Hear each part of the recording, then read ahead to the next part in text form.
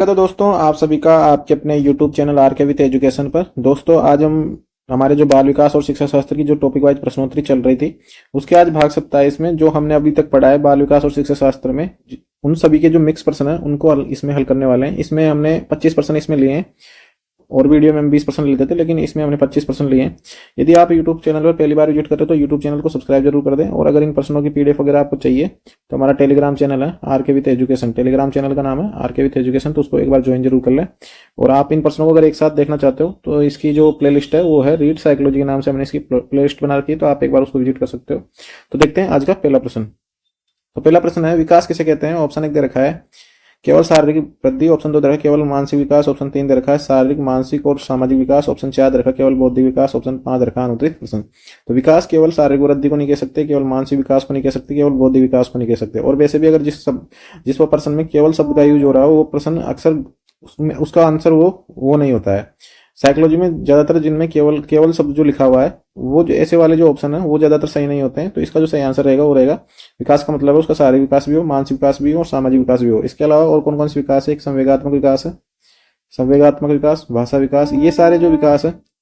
भाषा विकास वैसे मानसिक विकास का एक भाग है लेकिन भाषा विकास है। इसके अलावा सांस्कृतिक विकास बालक का, इसके बाद में गतिक विकास या गामक विकास इसको बोलते हैं, गामक या शारीरिक विकास, ये हो गया। सही आंसर इसका हो जाएगा ऑप्शन नंबर 3, विकास किसे कहते हैं शारीरिक मानसिक और सामाजिक विकास को।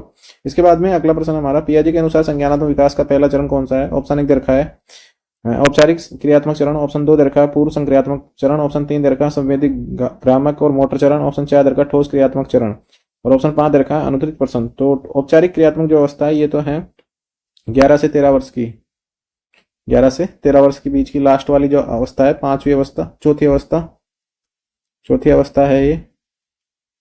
4 अवस्थाएं इन्होंने बताई है। पूर्व संक्रियात्मक है हमारी 2 से 7 वर्ष की जो आयु है वो है पूर्व संक्रियात्मक, प्री ऑपरेशनल इसको इंग्लिश में बोलते हैं। संवेदीग्रामक 0 से 2 वर्ष यानी बच्चा जन्म से लेके जब तक वो 2 वर्ष का होगा तब तक संवेदीग्राम के मोटर चरण, सेंसरी मोटर स्टेज इसको बोलते हैं।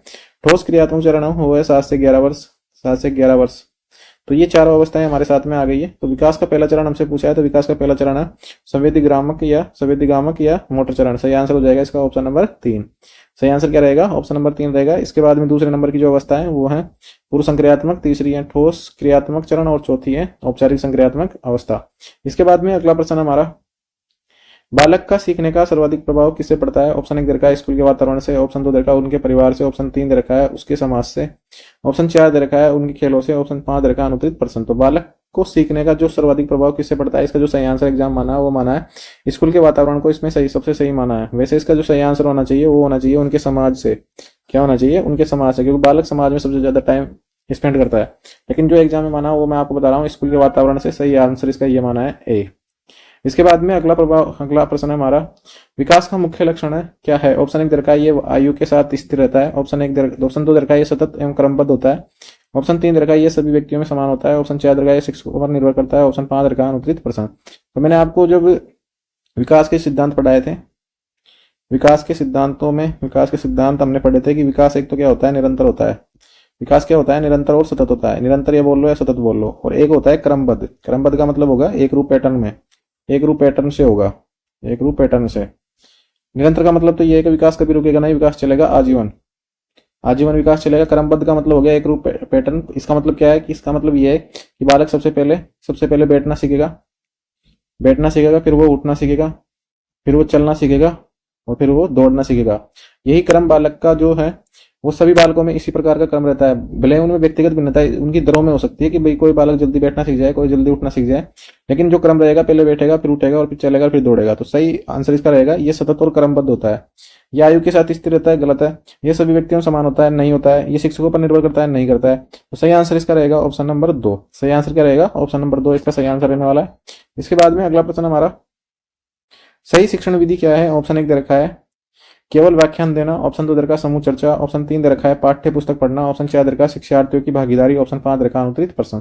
तो सही शिक्षण विधि वह है जिसमें बालक भी क्या हो, शिक्षार्थी भी क्या हो, सक्रिय हो और उनकी भूमिका भी उसमें रहे।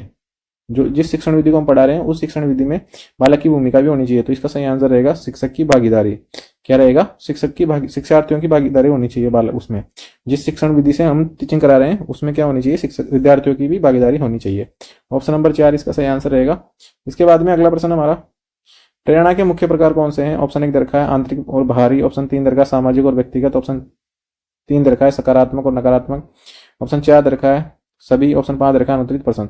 तो प्रेरणा आंतरिक भी होती है, बाहरी भी होती है, सामाजिक और व्यक्तिगत भी होती है, सकारात्मक और नकारात्मक भी होती है। ये हम पढ़ेंगे जब हम प्रेरणा का टॉपिक है हमारे, अभी प्रेरणा नाम से हमारा टॉपिक दे रखा है, शायद चौथी यूनिट में ये हमारा टॉपिक है। तो उसके अंदर जब हम इनसे संबंधित प्रश्न करेंगे तो मैं बताऊंगा आपको कि आंतरिक और बाहरी प्रेरणा क्या होती है और इसका सिद्धांत किसने दिया है, सामाजिक और व्यक्तिगत क्या होती है और सकारात्मक नकारात्मक क्या होती है। तो इसका सही आंसर तो रहेगा उपयुक्त सभी। सभी ये आंतरिक प्रेरणा भी होती है, बाहरी भी होती है, सामाजिक भी होती है, व्यक्तिगत भी होती है, सकारात्मक भी होती है, नकारात्मक भी होती है। सही आंसर इसका हो जाएगा ऑप्शन नंबर 4। इसके बाद में अगला प्रश्न हमारा है, संवेदनशील अवधि का तात्पर्य है। ऑप्शन 1 दे रखा है विकास के लिए सबसे उपयुक्त समय, ऑप्शन 2 दे रखा है बच्चों में नकारात्मक व्यवहार, ऑप्शन 3 दे रखा है सामाजिक विकास की कमी, ऑप्शन जो डी दे रखा है वो दे रखा है माता पिता की अपेक्षा, ऑप्शन 5 दे रखा है अनुत्तरित प्रश्न। तो संवेदनशील अवधि का तात्पर्य है विकास के लिए सबसे उपयुक्त समय। तो सही आंसर इसका हो जाएगा option number A. Option number A इसका सही आंसर रहने वाला है। जैसे भाषा विकास के लिए सर्वाधिक जो उपयुक्त समय है वो हमारा जो शैशवावस्था का काल है, वही प्रारंभिक बाल्यावस्था है, शैशवावस्था का जो काल है उसको भाषा विकास के लिए सबसे अच्छा समय माना गया है। तो सही आंसर इसका रहेगा ऑप्शन नंबर ए। संवेदनशील अवधि का मतलब क्या है? विकास के लिए सबसे महत्वपूर्ण या उपयुक्त समय जो है उसको बोलते हैं संवेदनशील अवधि। ऑप्शन नंबर ए इसका सही आंसर रहेगा। इसके बाद में अगला प्रश्न हमारा है, सीखना किस प्रक्रिया से संबंधित है? ऑप्शन 1 दे रखा है स्थायी परिवर्तन, ऑप्शन 2 दे रखा है व्यवहार में परिवर्तन, ऑप्शन 3 दे रखा है अनुभव और अभ्यास, ऑप्शन 3 दे रखा है उपरोक्त सभी, और ऑप्शन 5 दे रखा है अनुत्तरित प्रश्न। तो सीखना उसकी स्थायी परिवर्तन होना चाहिए, व्यवहार में परिवर्तन, अनुभव और अभ्यास। तो अनुभव और अभ्यास के द्वारा व्यवहार में जो स्थायी परिवर्तन जो होता है वो होता है सीखना। तो इसका सही आंसर रहेगा उपयुक्त सभी। कभी कभी कुछ अस्थायी परिवर्तन होते हैं, कुछ अस्थायी परिवर्तन, जैसे कुछ दवाइयां लेने से हो सकता है, वो शराब पीने से हो सकता है, मानसिक थकान की वजह से हो सकता है। ये सारे जो परिवर्तन है ये अधिगम नहीं है, ये सीखना नहीं है, क्योंकि ये अस्थायी है। इनको हम कुछ और हमारी जो इनसे संबंधित जो भी हमारी प्रॉब्लम है उनको हम दूर करके ये जो परिवर्तन हुए हैं वो कुछ ही समय के लिए रह जाते हैं। तो ये अस्थायी परिवर्तन है, वो सीखने संबंधित नहीं होते। सीखने संबंधित परिवर्तन होते हैं, स्थायी परिवर्तन होते हैं और उनका व्यवहार परिवर्तन होना चाहिए, व्यवहार में परिवर्तन दिखना चाहिए, अनुभव और अभ्यास पर आधारित होने चाहिए। तो सही आंसर इसका हो जाएगा option number D. Option number 4 इसका सही आंसर रहेगा। इसके बाद में अगला प्रश्न हमारा, सीखने में बाधा क्या होती है? ऑप्शन 1 दे रखा है पढ़ाई का समय, ऑप्शन 2 दे रखा है सामाजिक वातावरण, ऑप्शन 3 दे रखा है प्रेरणा की कमी, ऑप्शन 4 दे रखा है मानसिक क्षमता, ऑप्शन 5 दे रखा है अनुत्तरित प्रश्न। तो सीखने में बाधा जो होती है पढ़ाई का समय, सामाजिक वातावरण और मानसिक क्षमता नहीं हो सकती। प्रेरणा की कमी अगर किसी बालक के अंदर है या उसको कोई मतलब ही नहीं है पढ़ने से, उसके पास कोई टारगेट नहीं है या कोई उसके गोल नहीं है, तो उसकी जो प्रेरणा की कमी रहेगी वो उसको सीखने में बाधा उत्पन्न करती है। जैसे किसी बालक को हम जोड़ करना सिखा रहे हैं, वो जोड़ सीखना ही नहीं चाहता, ना उसे कोई काम पड़ रहा है जोड़ से, तो वो सीखेगा ही नहीं। और ये सीखने में बाधा रहेगी, किसकी कमी है? प्रेरणा की कमी है, यानी कि उसके पास में कोई सामने कोई टारगेट नहीं है। तो सही आंसर इसका हो जाएगा ऑप्शन नंबर सी। इसके बाद में अगला प्रश्न है हमारा ऑप्शन 10, प्रश्न नंबर 10 है, बच्चों का प्रारंभिक भाषा विकास किस पर निर्भर करता है? ऑप्शन 1 दे रखा है बुद्धि पर, ऑप्शन 2 दे रखा है परिवार और समाज पर, ऑप्शन 3 दे रखा है स्कूल की शिक्षा पर, ऑप्शन 4 दे रखा है उनकी स्मरण शक्ति पर, ऑप्शन 5 दे रखा है अनुत्तरित प्रश्न। तो बच्चों का जो प्रारंभिक विकास भाषा का जो विकास होता है, बच्चों में जो प्रारंभिक भाषा विकास होता है वो उसके परिवार से होता है। कहाँ से होता है? परिवार से होता है, क्योंकि परिवार में ही बालक सबसे पहले जो भी चीजें सीखता है वो कहाँ पर सीखता है? परिवार में। तो इसका जो सही आंसर रहेगा वो रहेगा परिवार और उसका समाज। सही आंसर क्या रहेगा? परिवार और उसका समाज। जो भी उसके बाद में वो स्कूल में आएगा, उसकी स्मरण शक्ति का बाद में विकास होगा, बुद्धि उसकी बाद में विकसित होगी, लेकिन सबसे पहले जो बालक अपने घर में जो चीजें देखेगा या जो चीजें हो रही है घर में और जो जैसा हम उसके साथ में व्यवहार कर रहे हैं, व्यवहार या भाषा, जो भी सब चीजें सीखेगा वो कहाँ सीखेगा? सबसे पहले वो अपने परिवार में सीखेगा। तो सही आंसर इसका रहेगा ऑप्शन नंबर बी। इसके बाद में अगला प्रश्न हमारा है 11, बालक की प्रारंभिक शिक्षा किससे शुरू होती है? ऑप्शन 1 दे रखा है परिवार से, ऑप्शन 2 दे रखा है विद्यालय से, ऑप्शन 3 दे रखा है समाज से, ऑप्शन 4 दे रखा है धर्म से, ऑप्शन 5 दे रखा है अनुत्तरित प्रश्न। तो बालक की जो प्रारंभिक शिक्षा शुरू होती है वो किससे शुरू होती है? उसके परिवार से शुरू होती है। सही आंसर इसका रहेगा ऑप्शन नंबर ए। सही आंसर क्या रहेगा? Option number A. परिवार को बालक की प्रथम पाठशाला बोला जाता है। परिवार को बालक की प्रथम पाठशाला, और माता पिता को बालक का प्रथम गुरु माना जाता है। माता पिता को क्या माना जाता है? माता पिता को बालक का प्रथम गुरु, माता पिता को बालक का प्रथम गुरु माना जाता है। प्रथम गुरु। और प्रथम पाठशाला परिवार को माना जाता है। तो बालक की जो प्रारंभिक शिक्षा शुरू होती है वो कहाँ से होती है? परिवार से होती है। सही आंसर इसका रहेगा ऑप्शन नंबर ए। इसके बाद में अगला प्रश्न हमारा, अधिगम के स्तरों में सबसे ऊंचा स्तर कौन सा है? ऑप्शन 1 दे रखा है ज्ञान, स्मृति, विश्लेषण, संश्लेषण, और ऑप्शन 5 दे रखा है अनुत्तरित प्रश्न। तो अधिगम के जो उच्चतम स्तर है, सबसे इनमें जो सबसे ऊंचा स्तर है वो है संश्लेषण, और संश्लेषण के बाद में है मूल्यांकन। सबसे उच्चतम स्तर तो है मूल्यांकन, लेकिन इसके अंदर मूल्यांकन नहीं दे रखा, तो इसका जो सही आंसर रहेगा वो रहेगा संश्लेषण। सही आंसर रहेगा संश्लेषण। और ये कहाँ से है? ब्लूम टेक्सोनोमी का, टेक्सोनोमी जो है, टेक्सोनोमी, उस पर आधारित ये सवाल है। तो सही आंसर इसका रहेगा ऑप्शन नंबर डी। मैंने ब्लूम टेक्सोनोमी आपको खूब अच्छी तरह से समझाई है, तो एक बार उस वीडियो को भी आप जरूर देख लें। सही आंसर इसका रहेगा ऑप्शन नंबर डी। इसके बाद में अगला प्रश्न है, विकास की कौन सी प्रक्रिया सार्वभौमिक है? ऑप्शन 1 दे रखा है सजीव से निर्जीव, ऑप्शन 2 दे रखा है मस्तिष्क के पैरों तक, ऑप्शन 3 दे रखा है बाहरी से आंतरिक, ऑप्शन 4 दे रखा है सरल से जटिल, ऑप्शन 5 दे रखा है अनुत्तरित प्रश्न। तो विकास की कौन सी प्रक्रिया सार्वभौमिक है? वो है सरल से जटिल। सही आंसर इसका रहेगा ऑप्शन नंबर डी। सही आंसर क्या रहेगा? ऑप्शन नंबर डी इसका सही आंसर रहेगा। इसके बाद में अगला प्रश्न हमारा,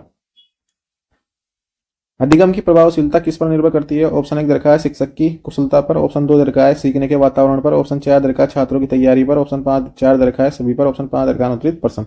तो अधिगम की जो प्रभावशीलता है वो किस पर निर्भर करता है? शिक्षक की कुशलता पर तो करेगी, सीखने का जो वातावरण है वो बैठेगा यहाँ पर बालक, वो भी उस पर भी डिपेंड करेगी, और छात्रों की तैयारी कैसी है उस पर भी डिपेंड करते हैं, छात्र किस प्रकार से तैयार है ज्ञान को लेने के लिए, तो इस पर भी वह निर्भर करती है अधिगम की जो प्रभावशीलता होती है। तो सही आंसर इसका रहेगा option number D. Option number D इसका सही आंसर रहने वाला है। इसके बाद में अगला प्रश्न जो है हमारा, प्रश्न नंबर 15 है, समावेशी शिक्षा का क्या उद्देश्य है? ऑप्शन 1 दे रखा है केवल विकलांग बच्चों को पढ़ाना, ऑप्शन 2 दे रखा है सभी को समान अवसर देना प्रदान करना, ऑप्शन 3 दे रखा है केवल सामान्य बच्चों की शिक्षा, ऑप्शन 4 दे रखा है प्रतिभाशाली बच्चों का विकास, ऑप्शन 5 दे रखा है अनुत्तरित प्रश्न। तो समावेशी शिक्षा का मतलब है चाहे बच्चा विकलांग हो या सामान्य हो, या प्रतिभाशाली हो, सामान्य हो, प्रतिभाशाली हो या विकलांग हो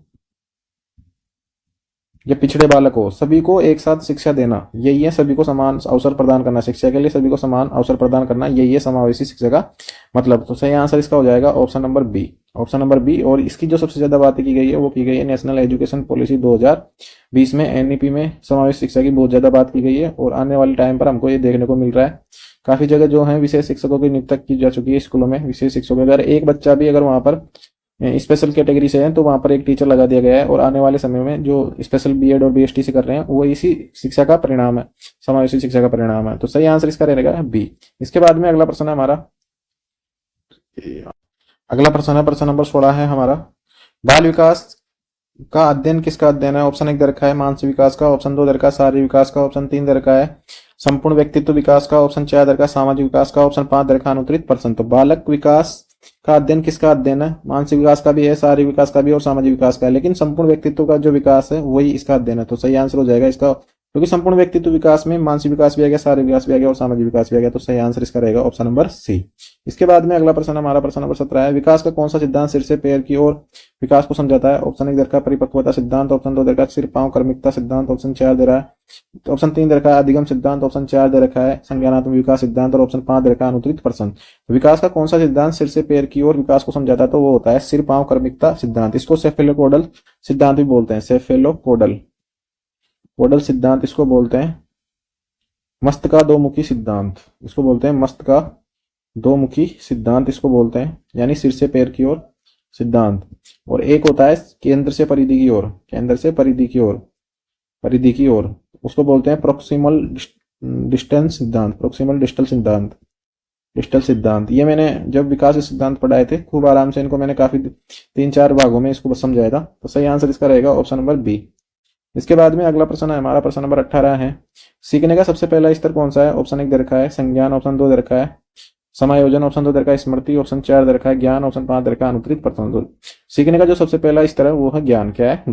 ज्ञान अवबोध, उसके बाद में और भी स्तर आते हैं, तो सही से पहला है ज्ञान। सबसे पहला कौन सा है? ज्ञान। सही आंसर इसका रहेगा option number 2, option number D इसका सही आंसर रहेगा। इसके बाद में अगला प्रश्न है हमारा ऑप्शन नंबर डी है इसका तो सही आंसर। इसके बाद में अगला प्रश्न है प्रश्न नंबर 19 है, जॉन लॉक ने बच्चों को किसके समान बताया? ऑप्शन 1 दे रखा है फूल, ऑप्शन 2 दे रखा है कोरा कागज, ऑप्शन 3 दे रखा है कच्ची मिट्टी, ऑप्शन 4 दे रखा है पौधा, ऑप्शन 5 दे रखा है अनुत्तरित प्रश्न। तो जॉन लॉक ने बच्चे को कोरे कागज के समान बताया है। कोरी से जॉन लॉक ने क्या बताया? कोरा कागज है, मानव का जो मस्तिष्क है बच्चे का वो कौन सा है? कोरा कागज है। तो सही आंसर इसका हो जाएगा बी। सही आंसर क्या हो जाएगा? बी इसका सही आंसर रहेगा। इसके बाद में अगला जो प्रश्न है हमारा, पियाजे के अनुसार 7 से 11 वर्ष की उम्र का संज्ञानात्मक विकास का चरण कौन सा है? ऑप्शन 1 दे रखा है संवेदी मोटर ऑप्शन 2 दे रखा है पूर्व संक्रियात्मक अवस्था, ऑप्शन 3 दे रखा है ठोस क्रियात्मक अवस्था, ऑप्शन 4 दे रखा है औपचारिक संक्रियात्मक अवस्था, ऑप्शन 5 दे रखा है अनुत्तरित प्रश्न। तो संवेदी मोटर यानी सेंसरी जो स्टेज होती है, सेंसरी स्टेज ये होती है 0 से 2 वर्ष की। जीन पियाजे का सिद्धांत जो है बहुत ज्यादा इंपॉर्टेंट है और इससे हमेशा 2 या 3% पूछ ले जाते हैं। इसके बाद में जो है प्री ऑपरेशनल है, प्री ऑपरेशनल स्टेज ये है 2 से 7 वर्ष की। इसके बाद में कंक्रीट वाली है ठोस संक्रियात्मक अवस्था यानी मूर्त संक्रियात्मक इसको बोलते हैं, मूर्त संक्रियात्मक अवस्था इसको बोलते हैं हिंदी में, और इंग्लिश में बोलते हैं कंक्रीट। और इसके बाद में है औपचारिक यानी फॉर्मल ऑपरेशनल स्टेज। तो इसका जो सही आंसर रहेगा वो पूछा है अपन से 7 से 11 वर्ष का, तो 7 से 11 वर्ष की जो अवस्था है वो तीसरी अवस्था है। और तीसरी अवस्था कौन सी है? ठोस क्रियात्मक अवस्था या मूर्त संक्रियात्मक अवस्था इसको बोलते हैं, मूर्त संक्रियात्मक अवस्था। इसमें बालक जो चीज हमारे सामने है उनके बारे में वो अपने विचार कर सकता है, तर्क दे सकता है, लेकिन जो चीजें हमारे सामने अस्तित्व में नहीं है उन चीजों के बारे में बालक विचार करने में असमर्थ होता है। तो सही आंसर इसका रहेगा option number C. Option number C इसका सही आंसर रहेगा। इसके बाद में अगला प्रश्न हमारा प्रश्न नंबर 21 है। विकास प्रक्रिया में किसका योगदान सबसे अधिक है? ऑप्शन 1 दे रखा है वंशानुक्रम और पर्यावरण, ऑप्शन 2 दे रखा है दोनों, ऑप्शन 3 दे रखा है न तो वंशानुक्रम न ही पर्यावरण, ऑप्शन 4 दे रखा है, ऑप्शन 5 दे रखा है अनुत्तरित प्रश्न। तो विकास प्रक्रिया में जो योगदान है वंशानुक्रम और पर्यावरण दोनों का है, क्योंकि वुडवर्थ की जो परिभाषा है, वुडवर्थ की परिभाषा है कि बालक का जो विकास है, बालक का विकास वातावरण एवं आनुवंशिकता क्या होता है? गुणनफल होता है। वातावरण और आनुवंशिकता क्या है? गुणनफल है। ये परिभाषा है वुडवर्थ की। तो सही आंसर इसका रहेगा वंशानुक्रम और वातावरण दोनों इसमें भूमिका निभाते हैं। सही आंसर सी रहेगा। इसके बाद में अगला जो प्रश्न हमारा, बालकों का सर्वांगीण विकास किस पर निर्भर करता है? ऑप्शन 1 दे रखा है माता पिता की शिक्षा पर, ऑप्शन 2 दे रखा है सामाजिक वातावरण, ऑप्शन 3 दे रखा है शारीरिक और मानसिक स्वास्थ्य, ऑप्शन 5 दे रखा है अनुत्तरित प्रश्न। तो इसका जो सही आंसर रहेगा, बालक का जो विकास निर्भर करता है माता पिता की शिक्षा पर भी करता है, सामाजिक वातावरण पर भी करता है, और उसका शारीरिक और मानसिक स्वास्थ्य किस प्रकार का है इस पर भी निर्भर करता है। तो सही आंसर इसका हो जाएगा ऑप्शन नंबर 4 इसका सही आंसर रहेगा। इसके बाद में अगला प्रश्न हमारा प्रश्न नंबर 23 है। अधिगम की सबसे महत्वपूर्ण प्रक्रिया है? ऑप्शन 1 दे रखा है अनुकरण, ऑप्शन 2 दे रखा है रटकर सीखना, ऑप्शन 3 दे रखा है अभ्यास, ऑप्शन 4 दे रखा है पुनरावृत्ति, ऑप्शन 5 दे रखा है अनुत्तरित प्रश्न। तो अधिगम की जो सबसे महत्वपूर्ण प्रक्रिया है वो क्या है? अनुकरण। क्या है? अनुकरण। बालक कितना अनुकरण कर रहा है कही गई बातों का या कही गई चीजों का, कितना वो दोहरान कर रहा है, तो अनुकरण ये हो जाएगा इसका ऑप्शन नंबर ए। इसके बाद में अगला प्रश्न है हमारा प्रश्न नंबर 24 है। किस सिद्धांत के अनुसार बालक का दिमाग सफेद तख्ते के समान होता है? ऑप्शन 1 दे रखा है थोर्नडाइक का सीखने का सिद्धांत, ऑप्शन 2 दे रखा है जॉन लॉक का सिद्धांत, ऑप्शन 3 दे रखा है कोहलर का सिद्धांत, ऑप्शन 4 दे रखा है पियाजे का सिद्धांत, ऑप्शन 5 दे रखा है अनुत्तरित प्रश्न। तो इसका जो सही आंसर रहेगा, दिमाग सफेद तख्ते के समान या कोरा कागज है, ये सारे शब्द किसके लिए हैं? जॉन लॉक का जो सिद्धांत है उसके लिए है। खाली स्लेट होता है, खाली मस्तिष्क, कोरा कागज होता है, ये सारी जो बातें हैं इस एक ही परिभाषा है जिसको अलग अलग रूप में जब हिंदी में ट्रांसलेट किया गया तो अलग अलग मनोवैज्ञानिकों ने अलग अलग शब्द इसको दे दिए। तो सही आंसर इसका रहेगा ऑप्शन नंबर बी। इसके बाद में अगला प्रश्न हमारा, संसाधन कक्ष का उपयोग किसके लिए किया जाता है? ऑप्शन 1 दे रखा है सामान्य बच्चे, ऑप्शन 2 दे रखा है विकलांग बच्चे, ऑप्शन 3 दे रखा है बाल श्रमिक, ऑप्शन 4 दे रखा है सभी बच्चे, ऑप्शन 5 दे रखा है अनुत्तरित प्रश्न। तो संसाधन कक्ष का जो उपयोग किया जाता है वो किसके लिए किया जाता है? विकलांग बच्चों के लिए इसका उपयोग किया जाता है। इसमें विभिन्न प्रकार की जो विकलांगों को पढ़ने के लिए जो सामग्री प्रदान की जाती है और इसके अंदर रखी होती है। जैसे हम पढ़ते हैं ना, श्रवण बाधित बच्चों के लिए, बहरे बच्चों के लिए, इनके लिए अलग अलग प्रकार की जो शिक्षा में उपयोगी जो चीजें हैं उनको एक अलग कक्षा में रखकर उनको एक कक्ष बना दिया जाता है, वो होता है संसाधन कक्ष। तो दोस्तों ये थे आज के हमारे 25 प्रश्न, जो हमने मतलब पिछले भागों में जितने प्रश्न किए हैं उनके आधार पर ये हमने मिश्रित प्रश्न लिए हैं, क्योंकि हम पहले टॉपिक वाइज कर रहे थे। आज हमने मिश्रित प्रश्न है, सारे प्रश्न मिलते जुलते प्रश्न है। तो यदि आप इन प्रश्नों की पीडीएफ चाहते हो तो आप हमारे टेलीग्राम चैनल है आरके विथ एजुकेशन, और मैं उम्मीद करता हूँ आपकी तैयारी काफी अच्छी चल रही होगी और बहुत ही जल्द आपको रीट की जो विज्ञप्ति है उसका नोटिफिकेशन भी देखने को मिल जाएगा। तो आप अपने मित्रों के पास चैनल को शेयर जरूर कर दें और इसी प्रकार के वीडियो और अन्य और भी जॉब संबंधी अपडेट के लिए आप हमारे यूट्यूब चैनल पर बने रहें।